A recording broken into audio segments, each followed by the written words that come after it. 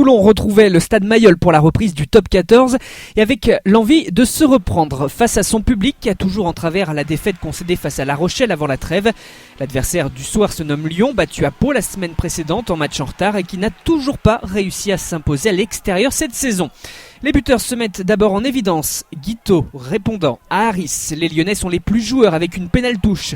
Exploiter le loup est entreprenant. Nicolas Durand fait le choix d'ouvrir au large alors que Paul Bonnefond fait la différence en prenant l'intervalle pour marquer le premier essai. Une belle inspiration et surtout la traduction de belles intentions observées depuis le coup d'envoi. Paul Bonnefond titulaire pour la première fois de la saison et qui se montre donc décisif. La réponse toulonnaise est immédiate sur le renvoi. Nicolas Durand écope d'un carton jaune pour un plaquage sans ballon. On est dans la continuité avec la pénale touche. L'avantage en cours sur ce ballon porté des avants varois qui font travailler leur puissance, le tout en supériorité numérique. Monsieur Charabas fait le tour et n'a d'autre choix que de signaler l'essai de pénalité en faveur du RCT qui recolle immédiatement au tableau d'affichage. Lyon n'en reste pas moins joueur et fait vivre le ballon. Mike Harris tente une passe sautée vers Ochea Aguirre que Joshua Tuisova intercepte. Le loup est immédiatement sanctionné dans cette infériorité numérique avec un deuxième essai en l'espace de 3 minutes. Le RCT prend les commandes. Mais les Lyonnais sont à leur tour dans la réaction. Toujours grâce à un choix fort, celui de taper en pénale touche plutôt que de prendre des points au pied. Sur pénalité, grosse séquence de pilonnage devant la ligne.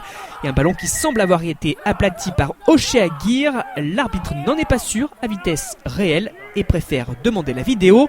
Le tout sous les yeux de Franck McCourt, le propriétaire de l'Olympique de Marseille. Le toucher à terre a bien eu lieu et l'essai est logiquement validé. 17-17 à la pause malgré la contestation de Matt Guiteau qui vient de rater une pénalité après la sirène.